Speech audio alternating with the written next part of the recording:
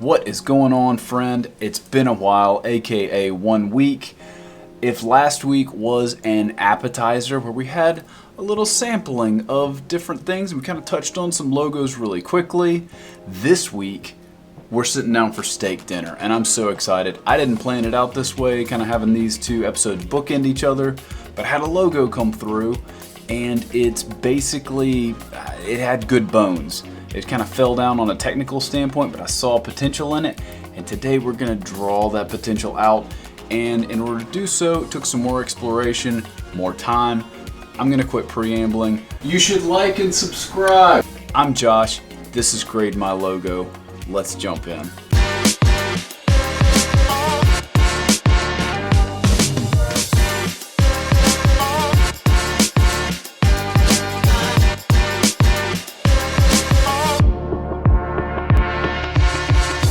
Ransom Canyon Fellowship Church. So, grading this against the 3 S's we talked about in episode 1. Does it work in single color? Yes. Does it scale? No. I'm real nervous about those little crosses at the bottom. There's a lot of busy lines going on. And you can ignore the Sunday school, Sunday worship down there at the bottom. That's just because I grabbed this from Facebook. So it's not really intended to be the main functional logo, if you will. So we'll give it partial credit for scalability. And does it tell their unique story? So Ransom Canyon, I feel like the obvious choice would be to work in some type of canyon, rock imagery. I'm not sure if that's actually true for the city or if that's just in the name of the church or the name of the community. Like sometimes people name towns things that don't actually match up with things that are in the town. But again, with most of these, I'm walking in with little or no context. So I'm just going to make an assessment there. So I thought about that. But then there's also cases where the R and some of these logos are handed down from generation to generation, or they've been around for a while. So there's some either brand momentum, so the community sees it and is aware of it and what's going on, or they, it's just something that really is kind of true to the heart of the church, and people care about it, for lack of a better word. I'm working today off of that assumption, so we're going to keep a lot of the existing elements and do a different version of them that I think could be pretty exciting. So giving this a letter grade, I would probably say at face value, again, C-, but it is a very charming C-. I say that because if I'm grading this as the teacher, I really like the idea behind it.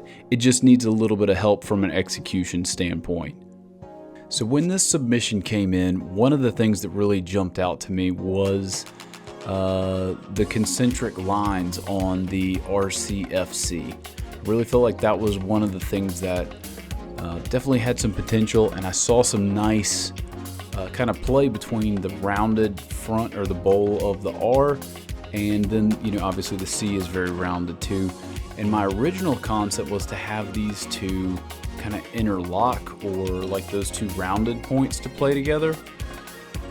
But yeah, it just kind of ended up playing around with some stuff, created a kind of the backbone of the R. As always with these things, I'm not getting super precise. Like I feel like you're kind of doing a disservice if you don't try along the way. But again, if this were like a client project, I would spend the time to really measure out these lines. You can see these angles are not going to be perfect, but they're close enough for rock and roll, right? So kind of just tightening that up. You can see already one of the things in the back of my head I'm a little worried about or want to kind of make a plan for is the scale of the C versus the R. It's a little off, and need to make those two things work together. Again, I would probably spend a little more time crafting that R, but we're kind of just getting in here and jumping in. So you can see right there, I'm already playing with the original concept of having the two curved parts kind of touch. You'll notice in the original logo, there are 4 lines, and I've condensed it to 3. Felt like that would help some with the scalability. You can see there I'm playing with getting those lines straight, and it needs the angle. But yeah, I reduced it to 3 lines in the name of simplicity. I don't think that the additional outline adds anything to the design necessarily. And so anytime we can remove an element that is not necessary, it's probably going to help you in the long run. And this is going to help us with situations like trying to embroider the logo. Like the new one that I'm making here is already fairly busy. But I think you can get away with it at least a little bit easier than the original. And you'll notice I've spent a good bit of time just kind of working on this icon here, because it's going to really kind of be the centerpiece and carry the rest of the brand elements that you'll see later in this video.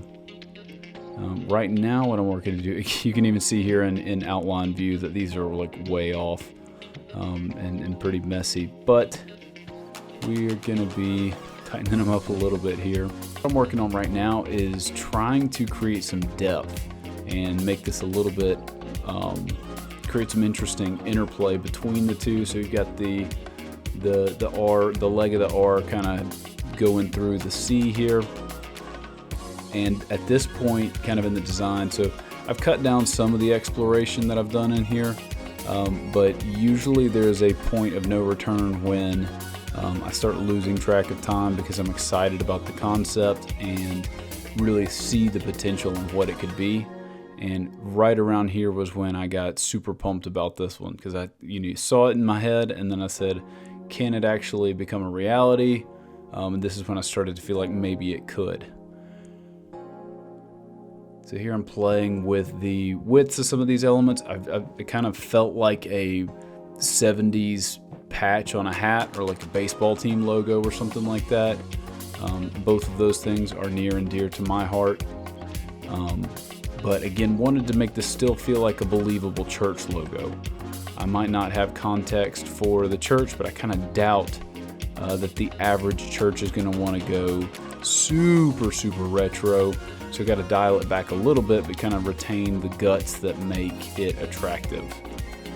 So kind of going down that patch road, create a little outline here, but still let that RC icon be the hero.